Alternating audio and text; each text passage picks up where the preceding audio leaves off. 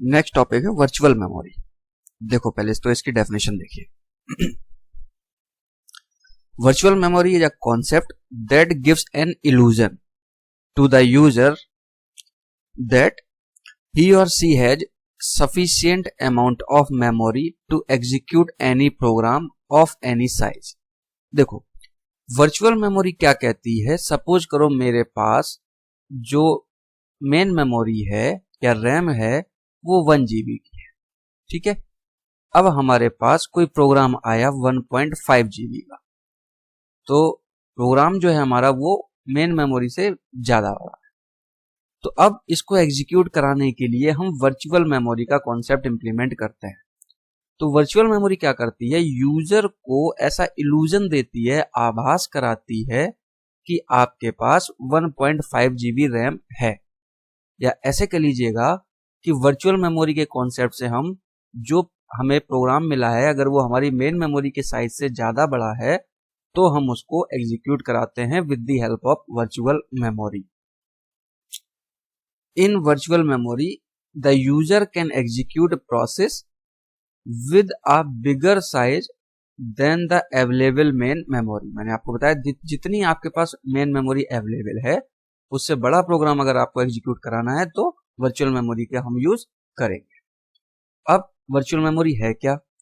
Virtual memory is simulated memory. Simulated मतलब simulate की हुई, that is written to a file on secondary memory. अब ये क्या करती है वर्चुअल मेमोरी, सेकेंडरी मेमोरी में या तो कोई एक फाइल बना लेती है या इसका कोई एक पोर्शन रिजर्व कर लेती है जिसमें हम लोग उस प्रोग्राम को एग्जीक्यूट कराते हैं। बात समझ में आ गई? वर्चुअल मेमोरी सेकेंडरी मेमोरी के किसी एक फाइल को रिजर्व कर लेती है या कोई एक ऐसी पोर्शन को रिजर्व कर लेती है जिसको हम लोग मेमोरी के लिए यूज करते हैं। वही बात लिखी है, virtual memory is simulated memory that is written to a file on secondary memory as the main memory. तो हम क्या करते हैं, सेकेंडरी मेमोरी को मेन मेमोरी की तरह यूज करने लग जाते हैं। और जो फाइल आप यूज कर रहे हैं, जिस फाइल में आप इंप्लीमेंट कर रहे हैं उसको बोलते हैं हम लोग पेज फाइल या फिर स्वैप फाइल। बात समझ में आ गई? मतलब ये हमारी है सेकेंडरी मेमोरी या हार्ड डिस्क। इस सेकेंडरी मेमोरी के हम छोटे से पोर्शन को मेन मेमोरी की तरह यूज करते हैं। भाई जितनी कम पड़ रही थी या जो हमारा बिगर साइज का प्रोग्राम था उसको एग्जीक्यूट कराना है तो हम हेल्प लेते हैं सेकेंडरी मेमोरी की, उसके कुछ पोर्शन को मेन मेमोरी की तरह यूज करते हैं और उस पर्टिकुलर पोर्शन को या फाइल को हम लोग बोलते हैं पेज फाइल या स्वैप फाइल। वही बात लिखी है, अ पोर्शन ऑफ हार्ड ड्राइव और अ फाइल, या तो इसका हार्ड डिस्क का कोई पोर्शन या फिर एक file is reserved by the system to implement virtual memory. बात समझ में आ गई? वर्चुअल मेमोरी इल्यूजन देती है यूजर को कि उसके पास सफिशिएंट अमाउंट ऑफ मेमोरी है बट एक्चुअल में होती नहीं है।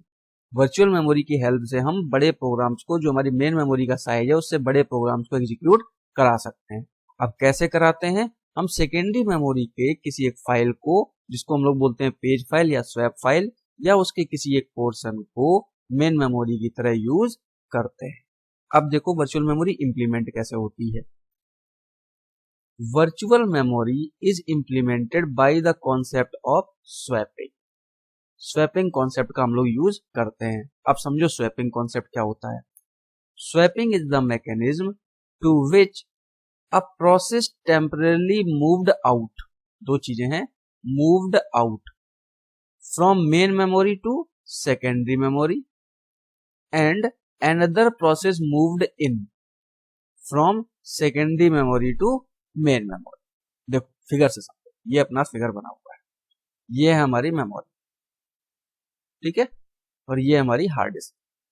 अब देखो होता क्या है, स्वैपिंग का कॉन्सेप्ट हम लोग जनरली यूज करते हैं वर्चुअल मेमोरी को इंप्लीमेंट करने के लिए। अब देखो हमारे पास कोई एक मेमोरी है जिसका साइज कितना है, सपोज करो 1 GB, और हमें जो प्रोग्राम मिला है वो 1.5 GB का है, तो हमारी मेमोरी कम है। तो अब हम वर्चुअल मेमोरी का इंप्लीमेंट करेंगे।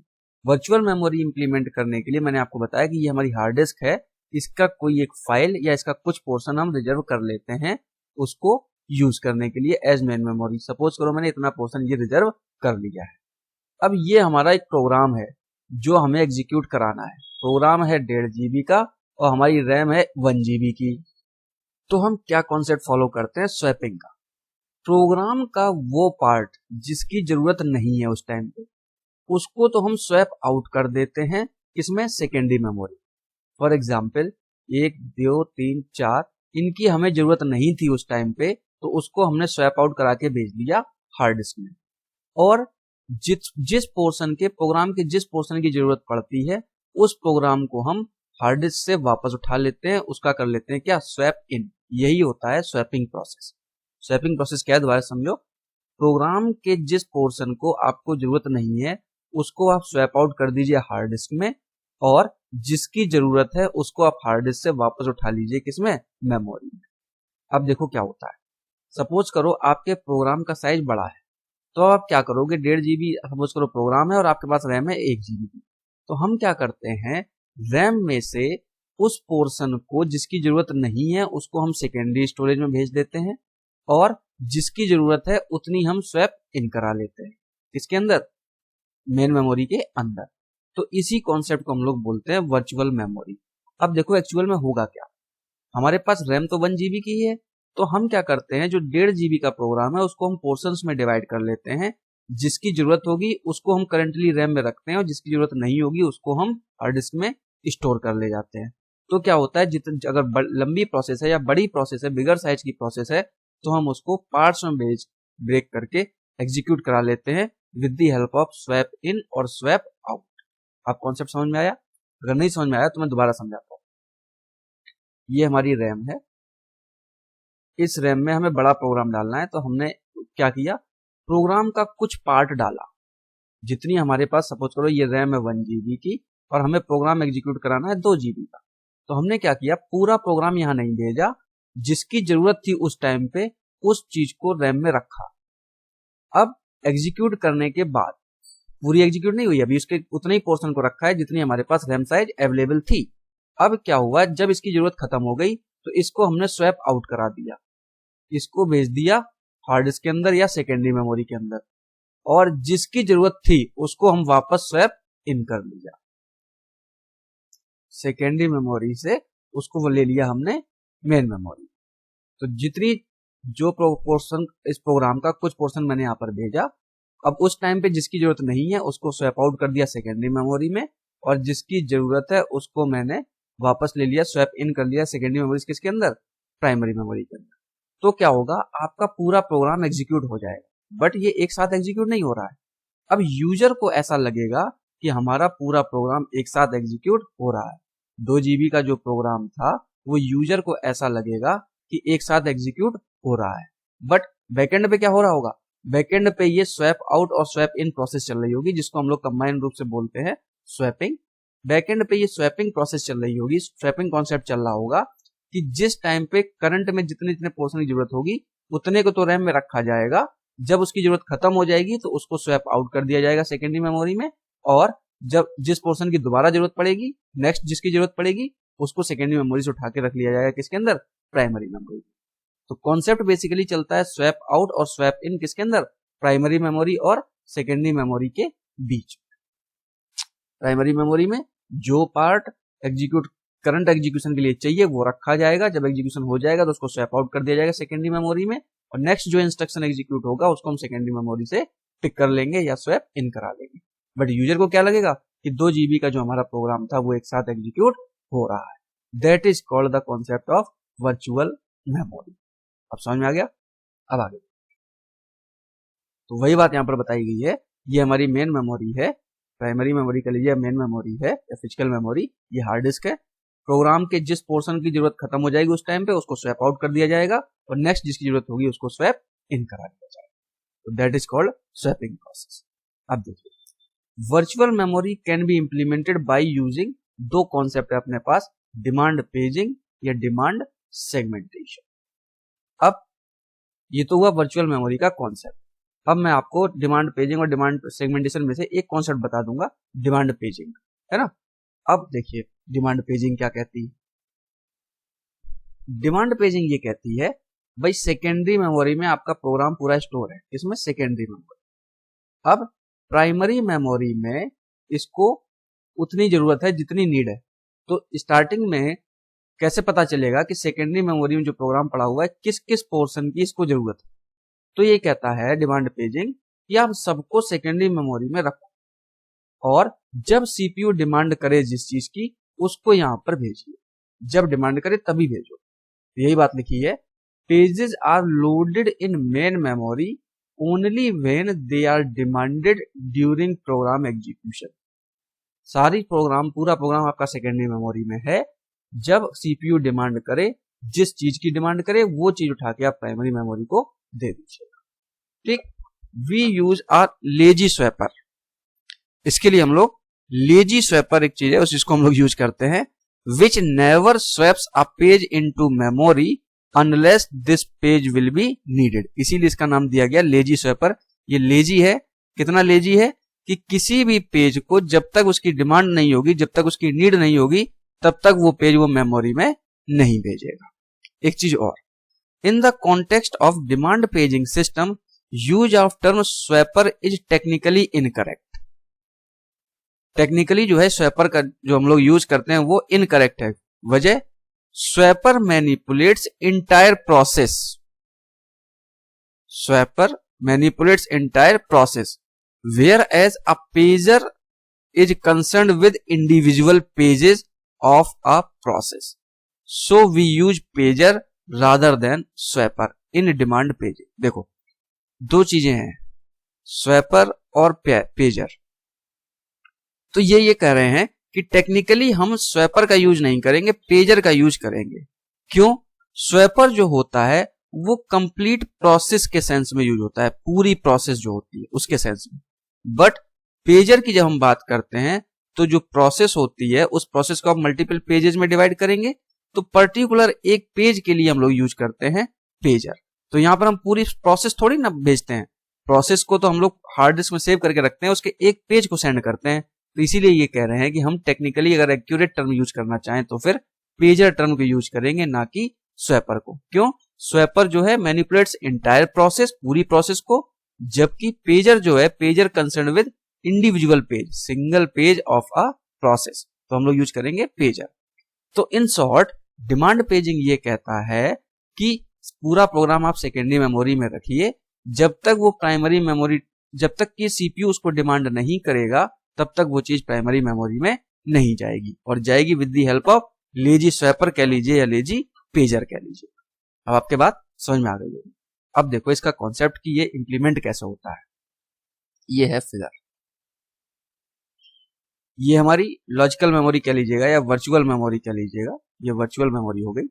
ये इंप्लीमेंट होती है with the help of a page table, और ये जो है हमारी फिजिकल मेमोरी है।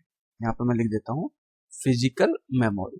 ठीक, और ये जो है हमारी सेकेंडरी मेमोरी है या हार्ड डिस्क कह लीजिए। That is secondary memory, that is physical memory, और दैट इज वर्चुअल मेमोरी। अब देखो, अब हमें जो प्रोग्राम की जरूरत पड़ेगी इसको जनरली आप वर्चुअल मेमोरी मत कहिए, लॉजिकल मेमोरी ही कहिए, क्योंकि वर्चुअली तो हम लोग इंप्लीमेंट करेंगे स्वैप इन स्वैप आउट से।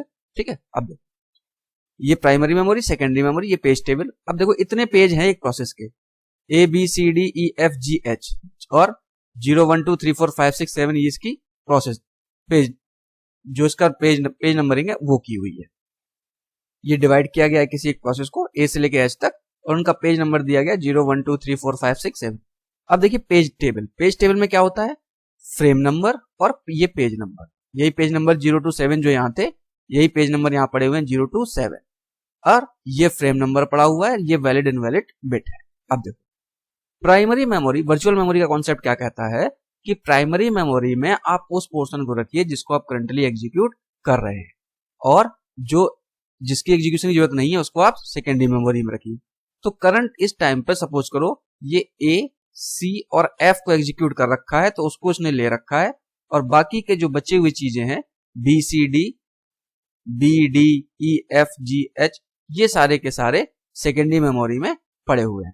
तो A इधर चला गया, C चला गया और F चला गया, बाकी के B D E G और H ये सारा का सारा कंटेंट कहां पर है, सेकेंडरी मेमोरी। तो अब जो ACF है, A page number 0, C page number 2 और F पेज नंबर 5। तो पेज नंबर 0, पेज नंबर 2 और पेज नंबर 5, ठीक। और ये कहां पर मैप है? ये फ्रेम नंबर 4 पे, फ्रेम नंबर 6 पे और फ्रेम नंबर 9 पे। तो फ्रेम नंबर 4 पे, फ्रेम नंबर 6 पे, फ्रेम नंबर 9 पे। और इनकी जो वैलिड इनवैलिड बिट है, इनकी बिट है वैलिड, वैलिड, वैलिड और बाकी सभी की इनवैलिड। इसकी invalid, invalid, invalid, invalid, invalid. इसका मतलब ये पेजेस अभी प्राइमरी मेमोरी में नहीं है। तो सिंपल सा कॉन्सेप्ट, जो भी पूरा प्रोग्राम था, ये रहा प्रोग्राम, उसके पेज नंबर और ये पेज टेबल बनी हुई है, पेज नंबर और फ्रेम नंबर। पेज नंबर 025, 025 ये किस फ्रेम नंबर से मैप है? 4, 6 और 9 से। तो 4, 6 और 9 इनकी वैलिड इनवैलिड बिट हो गई वैलिड और बाकी सबकी इनवैलिड। अब देखो, सीपीयू ने सपोज करो डिमांड किया कि मुझे जो है एग्जीक्यूट करना है पेज नंबर 0, ठीक। तो ये पेज टेबल में देखेगा कि पेज नंबर 0, ठीक है। ये मैप है फ्रेम नंबर, इसकी पहले देखेगा वैलिड बिट, ये तो V है, वैलिड है, ठीक है। इसके बाद फ्रेम नंबर 4, तो फ्रेम नंबर 4 तो ये A को एक्सेस कर लेगा। इस तरीके से ये कॉन्सेप्ट हमारा इंप्लीमेंट होता है। अब देखो, तो इसमें वही चीज एग्जीक्यूट होती है। ये हमारी जो प्राइमरी मेमोरी है, उसमें हम उतना ही पोर्शन रखते हैं जितने की करंटली नीड है। अब सपोज करो जब इनका एग्जीक्यूशन फिनिश हो जाएगा, तो ये ACF ट्रांसफर हो जाएगा, स्वैप आउट हो जाएगा सेकेंडरी मेमोरी में। सपोज करो नेक्स्ट इसको जरूरत है B एंड G की, तो B और G को ये पिक करके स्वैप इन करा लेगा किसके अंदर? प्राइमरी मेमोरी के अंदर। That is called demand paging या वर्चुअल मेमोरी का implementation by using demand paging. अब इसमें एक चीज और समझने वाली है। सपोज करो अब ये तो मैंने एग्जांपल आपको लिया वो वाला कि पेज नंबर 0, जो कि पेज नंबर 0 हमारा पेज टेबल में था। अब सपोज करो सीपीयू ने कहा कि मुझे तो चाहिए भाई पेज नंबर 1, पेज नंबर 1 चाहिए। तो अब क्या चीज होगी? इसने कहा भाई पेज नंबर 1 दे दो, ठीक है। यहां पर आया पेज नंबर 1, इसने देखा पेज नंबर 1 की वैलिड इनवैलिड बिट तो क्या है? आई है। इसका मतलब क्या है कि वो पेज अभी प्राइमरी मेमोरी में नहीं है। तो अब क्या करना पड़ेगा? उस पेज को सेकेंडरी मेमोरी से उठा के प्राइमरी मेमोरी में लाना पड़ेगा। तो बिल्कुल लाना पड़ेगा। तो आप क्या करोगे? पहले तो इस पेज को उठा के यहां पे लेके आओगे। तो इस प्रोसेस को हम लोग, एक टर्म यहां पर आता है पेज फॉल्ट। पेज फॉल्ट का मतलब ऐसा पेज जो सीपीयू ने रिक्वेस्ट किया हुआ हो और हमको मेमोरी में ना मिले, that is called page fault. ऐसा पेज जो सीपीयू ने डिमांड किया गया हो, सीपीयू ने डिमांड किया हुआ हो बट मेन मेमोरी में अवेलेबल ना हो, तो उसको बोलते हैं हम लोग क्या? Page fault. तो अगर सीपीयू ने पेज नंबर 1 की डिमांड की, तो पेज नंबर 1 ये था, इसने डिमांड पेज टेबल में देखा भाई पेज नंबर 1 चाहिए मुझे, बट इसको पहले चेक करेगा वैलिड इनवैलिड बिट, वो तो मिल गया इनवैलिड। इसका मतलब यही पता चल गया कि भाई वो पेज मेमोरी में, प्राइमरी मेमोरी में है नहीं। डिमांड पेजिंग का कॉन्सेप्ट इंप्लीमेंट करके उसको स्वैप इन कराना पड़ेगा हार्ड डिस्क से, तब फिर ये पेज एग्जीक्यूशन में आएगा। तो अब देखो, उसके लिए एक और छोटी सी प्रोसेस आती है जिसको हम लोग अभी देखते हैं नेक्स्ट फिगर में, उसका दिखाता हूं। पहले उसको देख लेते हैं कि भाई अगर पेज फॉल्ट अगर होता है, पेज फॉल्ट का मतलब मैंने आपको बता दिया कि कोई पेज जो सीपीयू ने रिक्वेस्ट किया हुआ हो और वो प्राइमरी मेमोरी में अवेलेबल ना हो, तब क्या होगा? तो एक नई प्रोसेस चलती है। अब उसको देख, ये देखें, ये हमारी है फिजिकल मेमोरी, ठीक, फिजिकल मेमोरी। अब देखिए इसके स्टेप्स, एक बार एग्जाम में पूछा गया था कि भाई पेज फॉल्ट अगर हो जाए तो उसमें जो स्टेप्स इंक्लूड होते हैं उसको एक्सप्लेन करिए, तो आपको ये फिगर एक्सप्लेन करना पड़ेगा। देखो सीपीयू ने स्टेप बाय देखना, स्टेप नंबर 1, सीपीयू ने कहा कि मुझे एक पेज चाहिए, पेज नंबर 1 जो भी चाहिए। उसने चेक किया कि भाई उसकी जो वैलिड इनवैलिड बिट है वो क्या है? आई है, इनवैलिड है। तो पहले स्टेप में सीपीयू ने रिक्वेस्ट की कि भाई मुझे ये चाहिए। तो जैसे ही इसकी वैलिड इनवैलिड बिट चेक हुई तो एक ट्रैप जनरेट हुआ, एरर जनरेट हुई, ट्रैप जनरेट हुआ या एरर जनरेट हुई और कंट्रोल ट्रांसफर हो गया किसको? Operating system. अभी कहा था ये यूजर मोड में चल रहा था, यूजर प्रोसेस को एग्जीक्यूट करा रहा था, बट जैसे ही इनवैलिड बिट मिला तो उस ट्रैप जनरेट हुई, एक एरर जनरेट हुई और कंट्रोल यूजर मोड से चला गया ऑपरेटिंग सिस्टम मोड। अब ऑपरेटिंग सिस्टम ने क्या कहा कि भाई वो पेज अगर मतलब जेन्युइन पेज है, अगर लीगल पेज है जो सीपीयू को चाहिए, मतलब इनवैलिड तो कई केस में हो सकता है कि आपने कोई मेमोरी का पोर्शन लिया, उसके बाहर अगर ये पोर्शन आपके लिए अलॉट था, इसके बाहर का पोर्शन आपने डिमांड कर लिया तो भी इनवैलिड बिट आएगी। बट अगर वो लीगल पेज है और सीपीयू को चाहिए तो सीपीयू क्या करेगा, उसको बैकएंड से उठा के लाएगा। तो ऑपरेटिंग सिस्टम सीपीयू नहीं लेके आएगा, ऑपरेटिंग सिस्टम। सीपीयू क्या करेगा, सीपीयू ने एक रिक्वेस्ट जनरेट की, भाई मुझे ये पेज चाहिए, उसने चेक किया कि इनवैलिड बिट है, तो ट्रैप जनरेट हुई और कंट्रोल ट्रांसफर हो गया ऑपरेटिंग सिस्टम को। अब ऑपरेटिंग सिस्टम ये देखेगा कि वो जो बिट सीपीयू ने डिमांड की थी वो लीगल बिट है या नहीं, लीगल इंस्ट्रक्शन है या नहीं। लीगल है तो जाहिर सी बात है वो बैकएंड से उठ के आएगा, बैकएंड मतलब सेकेंडरी मेमोरी से लाया जाएगा। तो अब ऑपरेटिंग सिस्टम क्या करेगा, उसको देखेगा कि page is on banking store, ये हार्ड डिस्क पड़ी थी, इसमें कहीं वो पेज पड़ा हुआ होगा, तो उस पेज को यहाँ पे सर्च करेगा। अब क्या करेगा, ब्रिंग इन मिसिंग पेज, उस पेज को लेके आएगा किसके अंदर, फिजिकल मेमोरी के अंदर। फिजिकल मेमोरी के किसी फ्री फ्रेम में, भाई फिजिकल मेमोरी फ्रेम में डिवाइड होती है, तो उस फिजिकल मेमोरी के फ्री फ्रेम में उठा के उस पेज को लेके आएगा। अब लाने के बाद उसकी पेज टेबल में भी तो एंट्री करेगा, तो 5वें स्टेप में रीसेट पेज टेबल को वो रीसेट कर देगा। रीसेट करने के बाद वो पेज की एंट्री यहां पर हो जाएगी कि पेज नंबर 1, ठीक है ना, उसका फ्रेम नंबर, जो भी फ्रेम नंबर सपोज करो 8, ठीक। इसके बाद और इस इनवैलिड बिट को क्या कर देगा, V। अब ये हो गई वैलिड बिट, तो पेज टेबल क्या हो गया, रीसेट हो गई, पेज टेबल अब इसके अकॉर्डिंग हो गई। देन फिर 6th स्टेप में रीस्टार्ट इंस्ट्रक्शन, अब सीपीयू उसका इंस्ट्रक्शन एग्जीक्यूट करेगा तो उसको वो पेज यहां पर मिल जाएगा और उस पेज को वो एग्जीक्यूट कर लेगा। तो अगर पुराने वाले फिगर में पेज फॉल्ट जब जनरेट होता है तो ये पूरी प्रोसेस चलती है। मैं एक बार रिपीट करता हूं, सीपीयू ने डिमांड किया, इनवैलिड बिट मिली, ट्रैप जनरेट हुआ, ऑपरेटिंग सिस्टम के हाथ में कंट्रोल गया, ऑपरेटिंग सिस्टम ने चेक किया कि क्या वो लीगल बिट है, अगर लीगल बिट है तो उसको बैक एंड पे वो सर्च करेगा हार्ड डिस्क में कि पेज को भाई देखो कहाँ है, पेज मिला, तो पेज को उसने फिजिकल मेमोरी में लेके आया। फिजिकल मेमोरी के लाने के साथ ही उसने क्या किया, पेज टेबल की एंट्री रीसेट की, उस पर्टिकुलर फ्रेम की, उस पर्टिकुलर पेज नंबर की एंट्री की, उसका इनवैलिड बिट से वैलिड बिट में चेंज किया।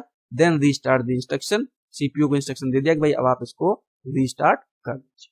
तो इस तरीके से अगर पेज फॉल्ट होता है तो ये 6 स्टेप आपके एग्जीक्यूट होते हैं। अब वापस आते हैं प्रीवियस फिगर पे।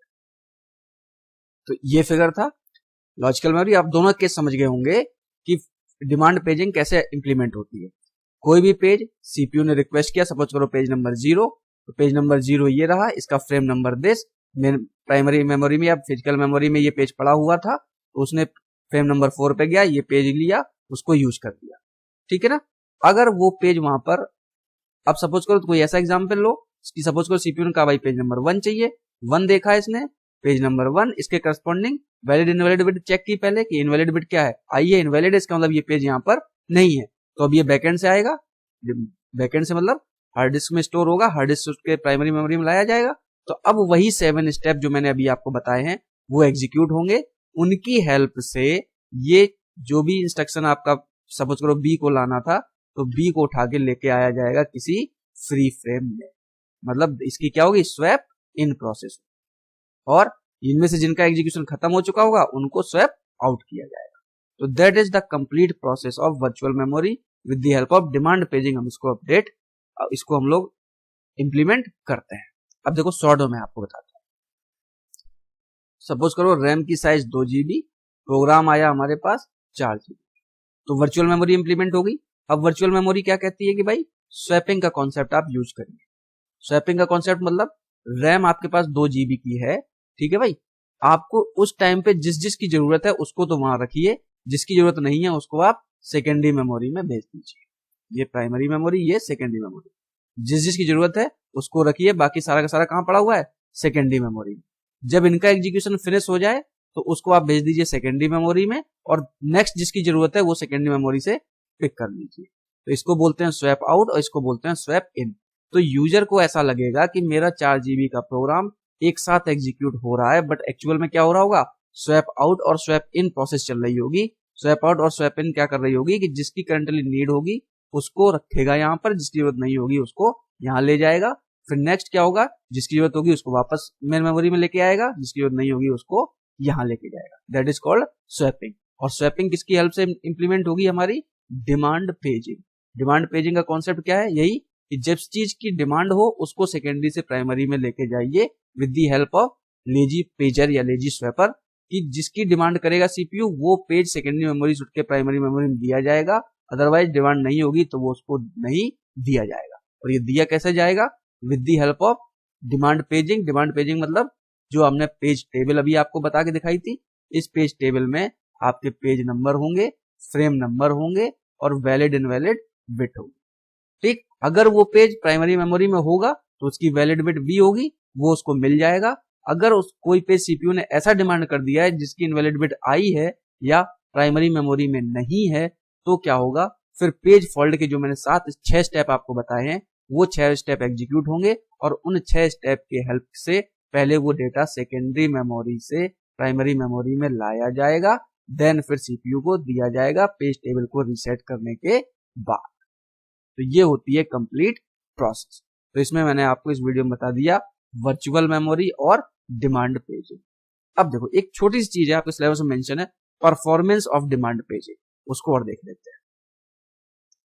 अब डिमांड पेजिंग की जब हम परफॉर्मेंस की बात करते हैं, performance of demand paging,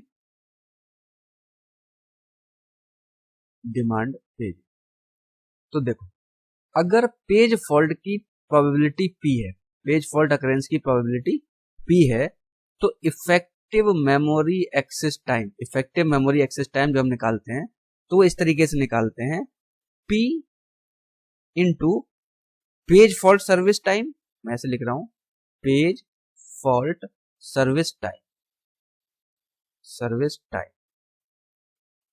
plus 1 minus p memory access time, memory access time. भाई p मतलब पेज फॉल्ट की प्रोबेबिलिटी अगर p है तो इफेक्टिव मेमोरी एक्सेस टाइम होगा p into page fault service time plus 1 minus p into memory access time. अब देखो ये तो होता है एक्चुअल फॉर्मूला, सॉरी ये जो हम लोग कैलकुलेट करते हैं। अब एक्चुअलिटी देखो जरा क्या होती है, यहां पर हम क्या करते हैं, page fault service time plus memory access time को भी यहां पर एड ऑन कर देते हैं, p into page fault service time plus memory access time plus 1 minus p memory access time. देखो ये है क्या चीज, सीपीयू ने कोई पेज लिया, अगर मेमोरी में उसको मिल गया तो क्या होगा, पेज फॉल्ट की प्रोबेबिलिटी अगर p है, ये किसकी है, पेज फॉल्ट के लिए प्रोबेबिलिटी, पेज फॉल्ट के लिए प्रोबेबिलिटी अगर p है तो यहाँ पे हो जाएगा 1 minus p into memory access time, जितना उसको मेमोरी एक्सेस करने में समय लगा उतना टाइम, प्लस p अगर उसको पेज फॉल्ट मिलता है तो फिर पेज फॉल्ट को सर्व करने में जितना टाइम लगेगा, फिर वो पेज मेमोरी में लाया जाएगा, फिर वो पेज सीपीयू को दिया जाएगा। तो इसलिए इसको हम एड ऑन कर देते हैं। बात समझ आ गई? मैं दोबारा समझाता हूँ। Effective memory access time equal to, अगर पेज फॉल्ट की प्रोबेबिलिटी p है तो कोई पेज मेमोरी में ही मिल जाता है तो ये वाला पोर्शन है 1 minus p into memory access time, main memory में वो पेज मिल गया।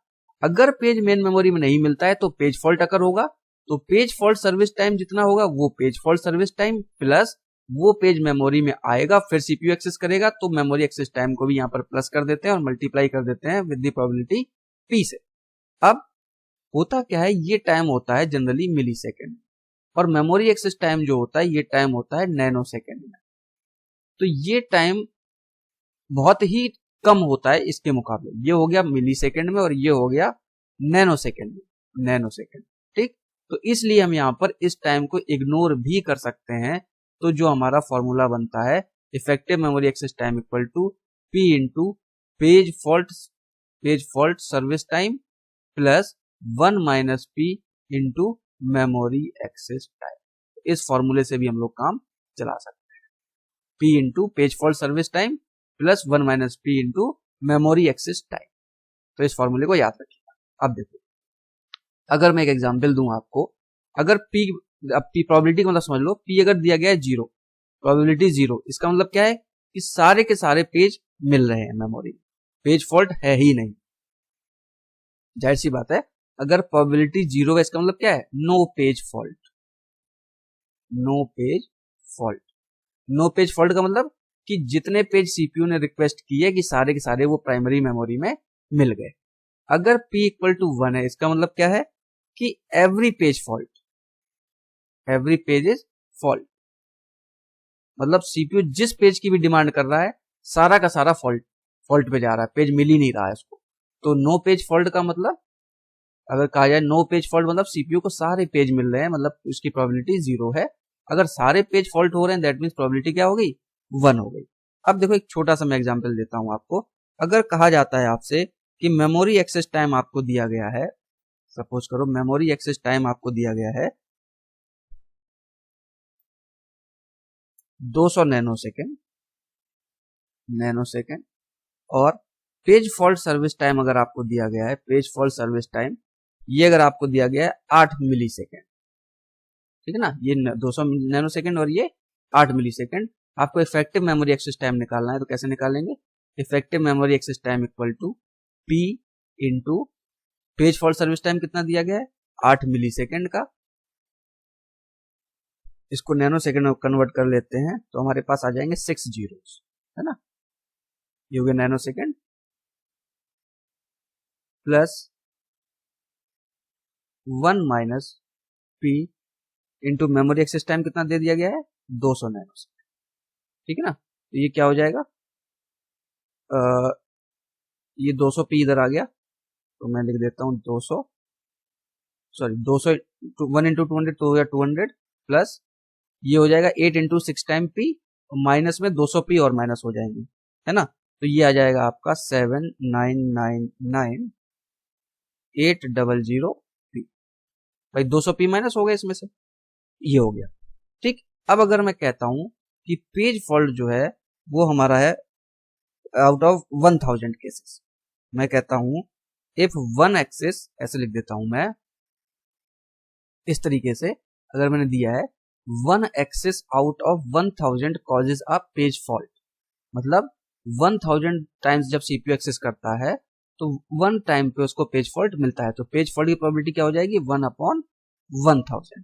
तो यहां पर आप पी की वैल्यू रख दीजिएगा 1/1000, तो ये हो जाएगा 200 प्लस 7999800 अपॉन 1000, तो 1000 से ये कैंसिल हो जाएगा, यहाँ पे पॉइंट लग जाएगा, तो इसका आंसर आ जाएगा 200 जब आप ऐड करेंगे तो क्या आ जाएगा 9 2, ये 99 तो ऐसा ही पड़ा रहेगा और 8 इधर आ जाएगा 0.8, 9 2 11, एक हो गया इधर और 7 1 8, 8199.8 नैनो सेकेंड। अगर मैं इसकी मिली सेकेंड में बात करूं तो मैं कह सकता हूं 8, 3 डिजिट इधर आ जाएगा 8.2 millisecond, that will be the effective memory access time. तो इन शॉर्ट में आपको बता देता हूं इफेक्टिव मेमोरी एक्सेस टाइम का जो मैंने आपको फॉर्मूला बताया है, probability into page fault service time plus 1 minus p memory access time. Actuality में देखो तो मेमोरी एक्सेस टाइम यहाँ भी प्लस हो जाता है, क्यों, मैंने रीजन आपको बता दिया, पेज फॉल्ट सर्व करने में जितना टाइम लगेगा वो फिर सीपीयू मेमोरी से एक्सेस करेगा तो वो टाइम दोनों प्लस हो जाएंगे। क्योंकि ये टाइम होता है मिली सेकेंड में और ये टाइम होता है नैनो सेकेंड में, मेमोरी एक्सेस टाइम वाला टाइम जो होता है ये होता है नैनो सेकेंड में, तो ये टाइम बहुत कम होता है, इसलिए इसको हम यहाँ पर नेग्लिजिबल कर देते हैं। तो इस फॉर्मूले से भी काम चल जाता है, effective memory access time equal to probability of page fault service time plus 1 minus p into memory access time.